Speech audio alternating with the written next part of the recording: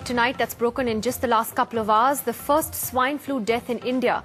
The victim is a 14-year-old schoolgirl from Pune. She was admitted to a private hospital on the 27th of July but tested positive for swine flu on the 31st. Pune, in fact, has seen several swine flu cases. Many schools were also shut down.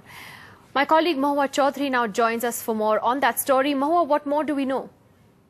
It's very preliminary right now, the information. What I've spoken to the Central Ministry, and they've confirmed the death, and it is indeed a 14-year-old girl who contracted the disease from another student whose brother had traveled to the United States.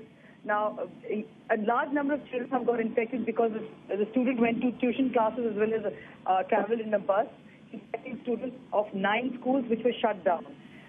What is not very clear, because this child apparently went to a private institution. This is again, none of these are being coming out of the health ministry itself.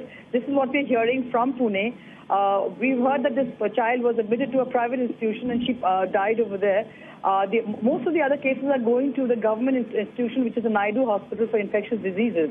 What is clear is now that the virus has obviously now become more virulent, because so far whatever cases we've had, they were mild and all of them were treated and they got cured.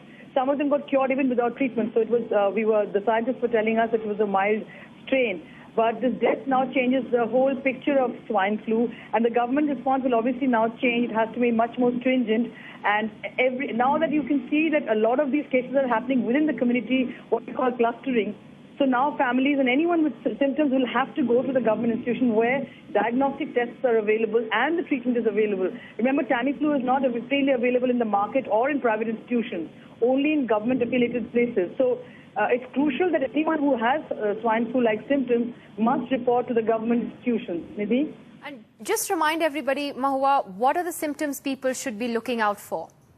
Well, Nidhi, swine flu is just like our regular flu, which means you have body ache, you've got fever, some of them will have cough and cold. Not necessarily. Some of them are also asymptomatic. But if you do have any regular flu-like symptoms, it's not the time to stay at home. You must go to a doctor, and if possible, go to the government institution, which has been notified in every state and district. All right. Mahua, I'm just reading one report that's coming in as we speak that says that this girl was actually on swine flu medication. She was on anti-swine flu medication. Now, that's a bit of a concern if she was already being treated and something like this happened. Well, Nidhi, you see, as soon as you get symptoms, Tamiflu works if you take it within 48 hours of those symptoms. So that is another. We don't really know if she took Tamiflu within 48 hours. Because after 48 hours, Tamiflu stop does not, really control the virus. Now, so far, we've not had too many concerns because the strain was so mild that even without Tamiflu, many people recovered.